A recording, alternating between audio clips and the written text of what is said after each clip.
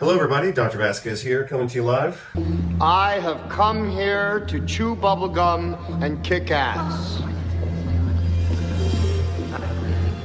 And I'm all out of bubblegum. As you can tell, I just finished, well, I haven't finished, but I just repainted my office this weekend. And that was a lot more work than I was expecting. But it is currently about 70% finished, minus this wall and the trim. So at least I made good progress.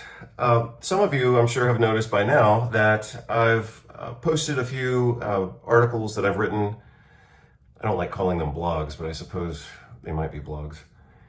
I've posted a few articles under the title or category of what I call the cult of medicine, because I think we're all aware by now that the profession of medicine certainly demonstrates certain cult-like behaviors. And one of those behaviors is selective ignorance about things that are important. So I did see this new article that I'm going to talk about right now. I just saw this today and I just read it right now. And I think this is yet another example of the cult of medicine, which is characterized by kind of a cult of selective ignorance as well. So I'm sure everybody, just about, I mean, unless a person has been totally living under a rock or selectively ignoring also what's kind of going on in the world, I'm sure by now, whether you agree with it or not, you should have certainly by now heard of the concept of what's called turbo cancer. And that is, some people say that we collectively seem to have experienced a lot more cancer following the COVID pandemic and the implementation of vaccines, which I think were injected into about 80% of the global population, at least in most so-called developed countries that had the resources to do that. So this article that I'm looking at right now, and I'll post this on the website when I post this video, this was just published in a journal called Biomarker Research 2025 out of Korea. And what they looked at here, as you can tell from the title, is 1-year risk of cancer associated with COVID-19 vaccination. And let me tell you what they found. They found a hell of a lot of cancer in people who had received the COVID vaccine compared to people who had not received the COVID vaccine. And they looked at different types of vaccines. And this is an important study, and the results are quite impressive. So, as you would expect, this is a population-based cohort study. What that means is they just looked at 2 huge groups in the population. This wasn't double-blind, randomized, placebo-controlled, and all that kind of stuff, because we're talking about too many people, and things happened too fast, for good or for bad. But this is looking at reality. You know, this isn't a lot of people think, and a lot of doctors are trained to think, that double-blind, randomized, placebo-controlled studies are the only way to look at things. And those, you know, every type of study has its benefits and disadvantages. But one of the problems with double-blind, randomized, placebo-controlled studies is you can't look at population effects, and you can't look at really huge numbers, as you can with population-based studies like this, where they look at healthcare data, especially in countries that have kind of centralized databases. They can look at millions of people. And in this study, they looked at 8 million people. So the importance of that, for those of you not too familiar with the research world, so to speak, is that when you have a huge population, even finding something very, very, very small is of major importance, because when you have a huge population, you can find statistical significance pretty easily. That's why the drug companies like to do big studies, because most drugs don't have a very strong clinical effect. And so they actually have to do big studies to find a little bitty effect, right? So let me say that in a slightly different way. The drug companies use big studies to find little advantages so that they can say, our drug is effective in the treatment of X, and this reached statistical significance at the 0.05 level. That's pretty much the standard. It's called the p-value. And obviously some people have talked against it, but anyway, that's the standard. But if that's true, if a big study can find a small benefit, and then the drug companies say, hey, this is great for us, we get to sell our drug now and get it approved and say that our drug treats hypertension or whatever, then the reverse should also be true. And that is, when they do a huge study and they find something statistically significant, it also has to be accepted, even if it's negative, right? So again, I'll try to say it faster and more efficient this time. The drug companies want to do big studies to find a small statistical significance, and then they use that for their advertising. Well, what if the results are negative?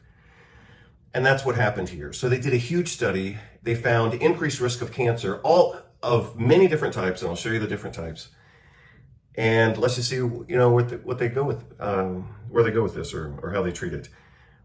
If they use the same standard for drug advertising as they use for this negative data, then this should be in the news all over the world, because they started out with 8 million people, and then by the time they crunch the numbers and crunch the groups, etc., you can see here on the page I'm looking at, they had two comparison groups of about 600,000 people and another group of 2.3 million people. So even though they started with 8 million, the fact that we're still talking about hundreds of thousands of people, like a good research study could have only 40 people. So that's kind of like 40 or 50 people is kind of like the minimum number of participants to get, something that's pretty reliable. Here, we're talking about 2.3 million compared to 600,000. So hopefully you understand what I'm saying right now. The bigger the group, if you have a huge group of people and you still find statistical significance, that's important and probably generalizable to the population. If you do a study of 40 or 50 people and you find statistical significance, well, you can't really say that it generalizes to the whole population. You can say it's significant, you can say it works, you can say it looks good, but you can't say that it applies to the whole population until you get into really big numbers. And here we've got a group of 3 million people. So you can see what they found here. Increased risk, so it's called a hazard ratio. So if a hazard ratio is 1, that means it's neutral. If it's below 1, that means the hazard was reduced. If it's above 1, that means the hazard was increased. So the hazard ratio after the COVID vaccine for thyroid cancer was 1.35. The hazard ratio for gastric cancer was 1.3. So that's a 30% increased risk in gastric cancer. For colon cancer, the increased risk is 28% because the hazard ratio is 1.28. So again, anything above 1 is the norm. Anything above 1, you can think of it kind of like a percentage basically. But anything above 1 is more risk. A hazard ratio below 1 is less risk. Hazard ratio for lung cancer is 1.53. So that's a 50% increase in lung cancer. Breast cancer is 1.19. Prostate cancer is 1.6, almost 1.7. And they found that these cancers were significantly increased at 1 year after vaccination. And then they talk about some more details. So here's why, when I saw this today, here's why I wanted to consider this, categorize it, I should say, maybe, under the title of the cult of medicine. Because look at the last sentence. Usually the last sentence should be the payoff, right? Given the observed associations between COVID-19 vaccination and cancer incidence by age, sex, and vaccine type, let me say that. I'm going to read it again and then I'm going to say what it means. The observed association between COVID-19 vaccination and cancer incidence. In other words, they found a hell of a lot of cancer among the people who got the COVID vaccine. Like 30% increase, 20% increase, and even worse with pancreatic cancer. I'll show you that in just a moment.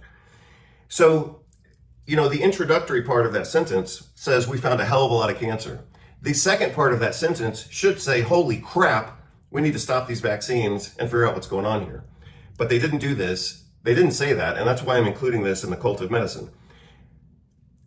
Here's what they say. They say further research is needed to determine whether specific vaccination strategies may be optimal for a population in need of COVID vaccination.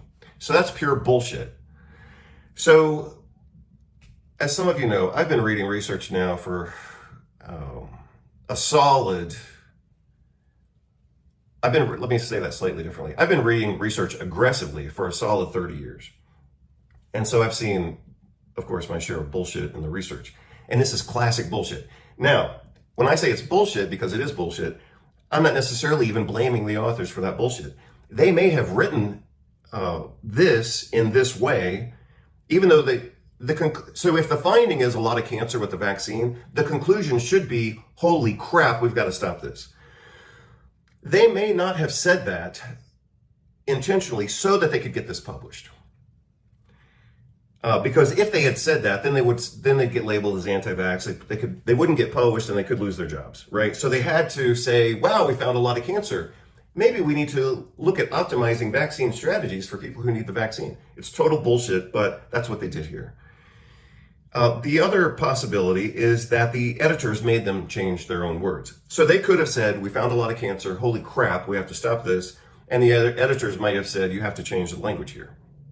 And I know that that happens because it happened to me 21 years ago, back in 2004, I wrote a letter to the Journal of the American Medical Association. And I remember very clearly, I wrote the thing and I wrote it, and then I had some other co-authors with me, but I was the main author. I remember writing this letter to the editor of JAMA, and I remember having, kind of the introductory review paragraph followed by the meat and potatoes of what I'm trying to say, what they did wrong, and then a conclusion after that. Well, the JAMA editors took out my most important paragraph. So they just published the introduction and the conclusion, but I didn't they took out the data that I was presenting. They did that so that the authors of the original paper that was totally flawed could then insert their own perspectives and their own data, and they tried to cover their butts, basically. They said, oh yeah, well, we did this. And the other thing I learned from that experience is that's why, in my opinion, medical journals have gone to putting supplementary materials online, because they can change that material.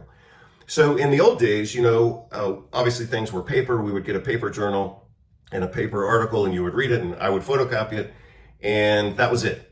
But now the journals, even if they have digital access, and even if they're big journals, they publish supplementary materials online.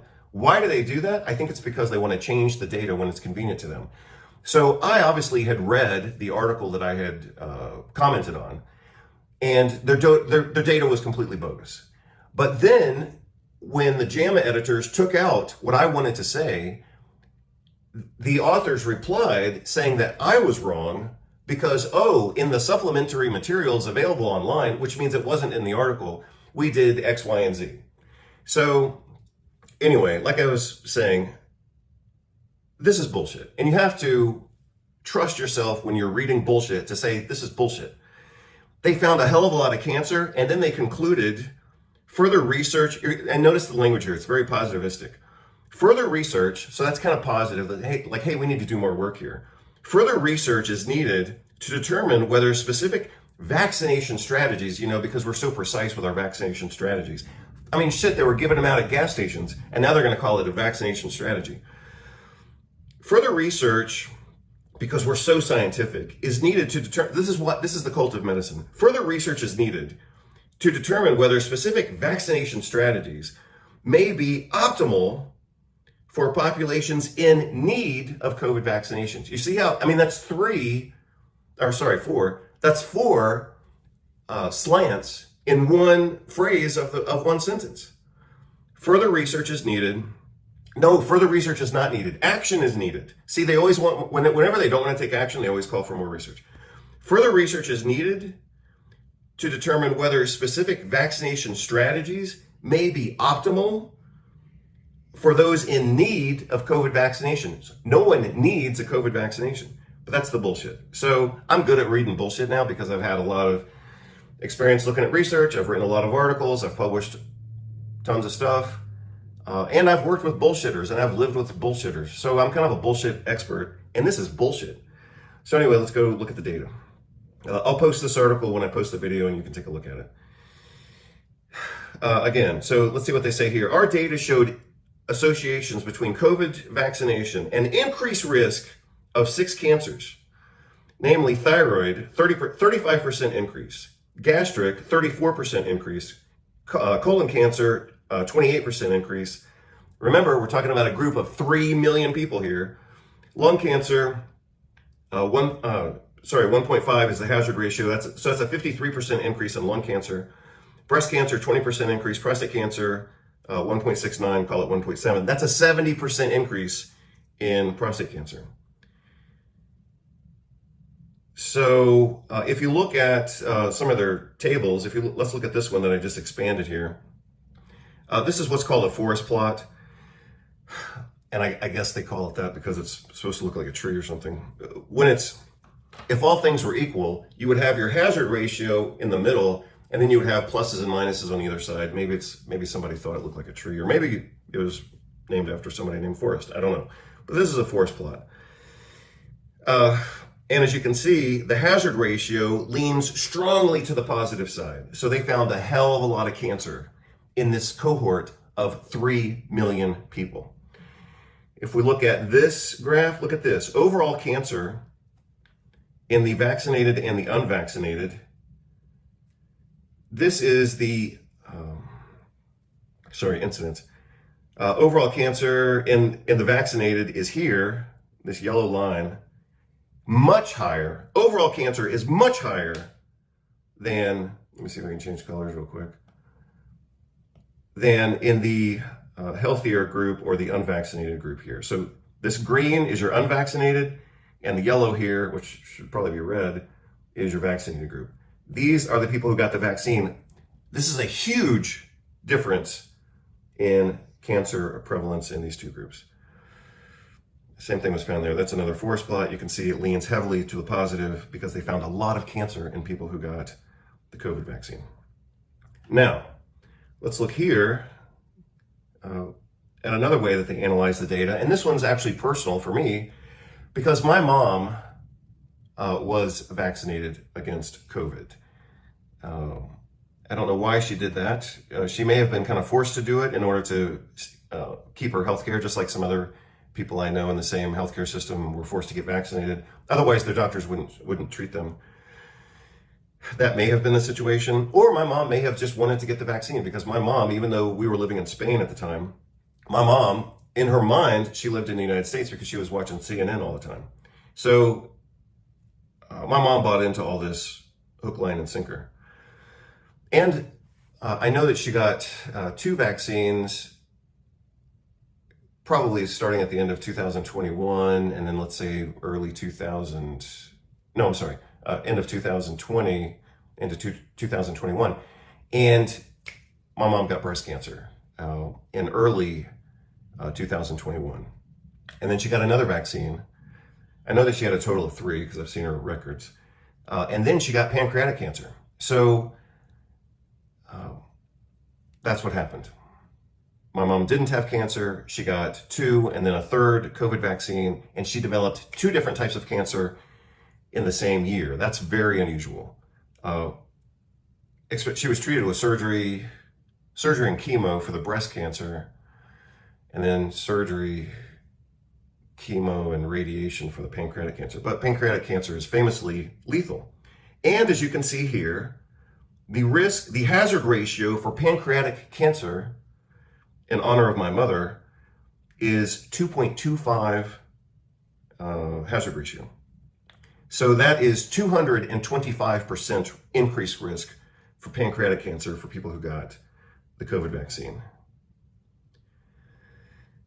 With the specifically associated with the booster. And my mom had at least 2 boosters because she had 3 vaccines. So this is a perfect article for including in my category of the cult of medicine, because whether they did it intentionally, the authors of this is a good article. The authors of this article knew what the hell they found, and they know what they're talking about. I suspect, like I said before, they either wrote the conclusion sentence to throw off the editors so they wouldn't be perceived as being anti-vax. Or maybe they called it out for what it is, and the editors of the journal said, no, if you want to publish this, you've got to change the language here. I know that it happens because that happened to me when I published in JAMA, Journal of the American Medical Association, back in 2004. It was just a little letter, but like I said, the important part of what I wanted to say was removed by the editors so they could let this garbage research stand strong. So let's see. Let's just look at this one more time. Look at what they say here. Let's look at the last sentence. Remember now, they found a more than doubling of pancreatic cancer. They found in the others, it was typically 20 to 30% increases in other types of cancer across the board. That's a lot of cancer. We're not just talking about one type of cancer. This is ultimately going to affect hundreds of thousands and probably millions of people, because look at the numbers. It's not like they could have done this research and they could have found only breast cancer is increased, or only pancreatic cancer is increased, or only whatever. They didn't find that. This is a generalizable finding based on the amount of data and the different types of cancer that they found. This is basically saying that the COVID vaccine increases your risk for cancer. I mean, these are huge risks. This is more risk than using like smokeless tobacco and the incidence of head and neck cancer. I was just looking at that research recently. So, I mean, this is massive. If your doctor tells you don't smoke tobacco or don't use snuff or don't chew tobacco because it increases your risk for cancer, that should also apply to this, because the risk is at least as much. I mean, we're in the same ballpark here. So again, look at gastric, 30% or 33%, 28%, 35%, 20%, 1.6 hazard ratio is a 60% increase in prostate cancer. I mean, this is massive, massive, massive. When you talk about this many different types of cancer being increased by typically 20 to 30% here, except for prostate cancer, which is more, and pancreatic cancer, which was more than double, this is absolutely massive. And like I said before, the drug companies typically want to do big studies because they can find a little bit of a difference and then say, it may not have been clinically significant, but they can claim that it was statistically significant. Well, guess what? This is absolutely gigantic. So let's see what they decide to do with this. Maybe it'll get pulled.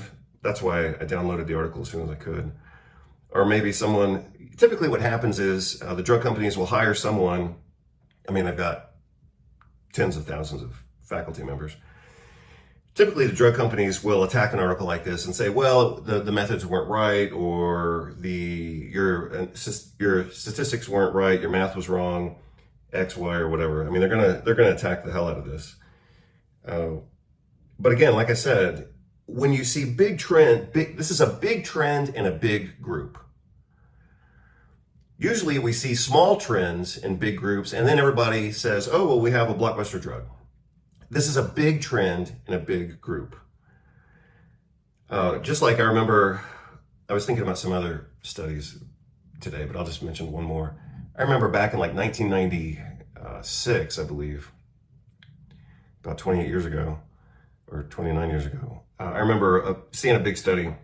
It was on chiropractic. I'll look at this again, and I'll post a video on this because I want to talk about it. But again, this was like 29 years ago.